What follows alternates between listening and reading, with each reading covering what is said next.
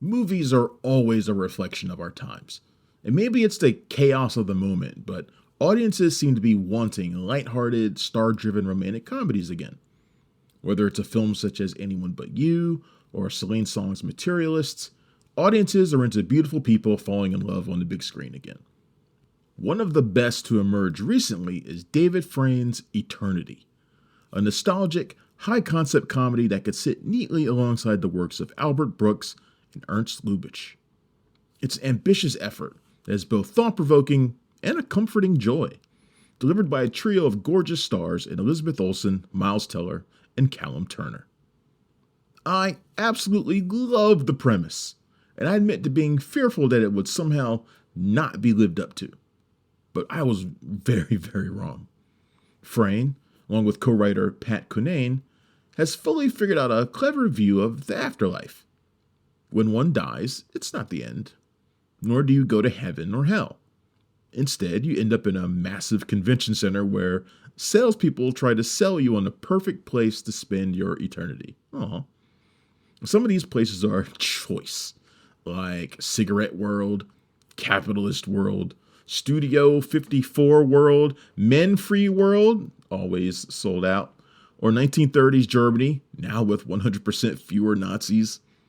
Basically, if you can think it, it can be your forever place. An AC, or afterlife consultant, will help guide you. Oh, and you arrive resembling the age when you were at your happiest. Not many show up as teens, surprisingly.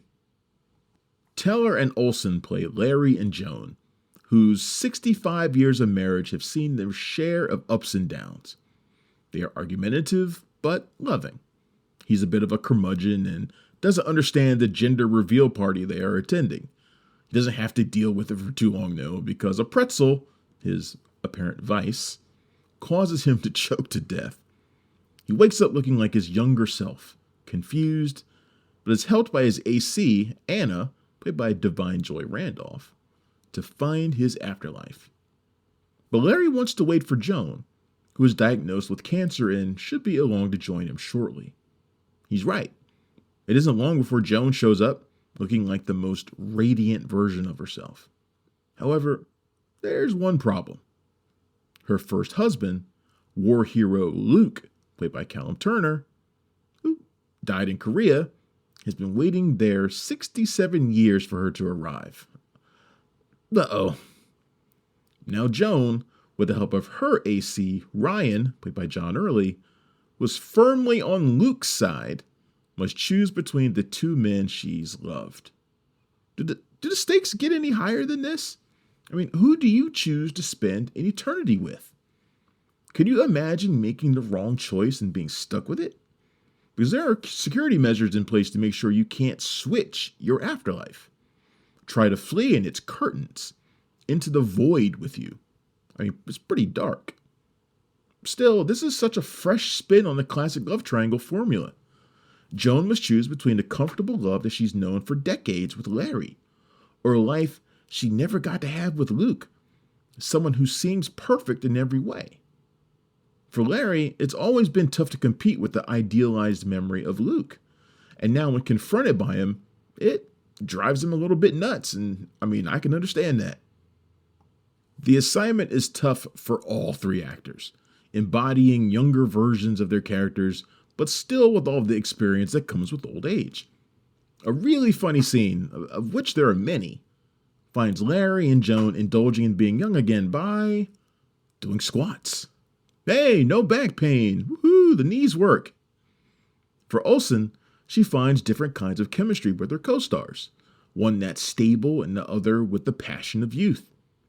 Eternity is a surprisingly big movie, with wild swings in emotion, a rapid-fire comedic clip, and it forces you to take sides. Are you Team Larry or Team Luke? It's just a fun movie to kick back and enjoy. The final act goes a bit off the rails as Frayn twists and turns the plot to give audiences everything they could want, rather than going with what is most true to the fleshed-out characters we'd been happily invested in. Still, Eternity is so much more than it could have been. The bar's been set so low that Frayne could have been forgiven for not trying that hard. Instead, it's a callback to when romantic comedies could be witty, thoughtful, a bit zany, and progressive. If there's an afterlife where those movies still exist, I'll gladly sign up. Eternity is in theaters now, and it gets a 3.5 out of 5. Thanks for checking out the show. If you like what we're laying down, please subscribe to our channel and click the bell to receive notifications for all of our latest stuff.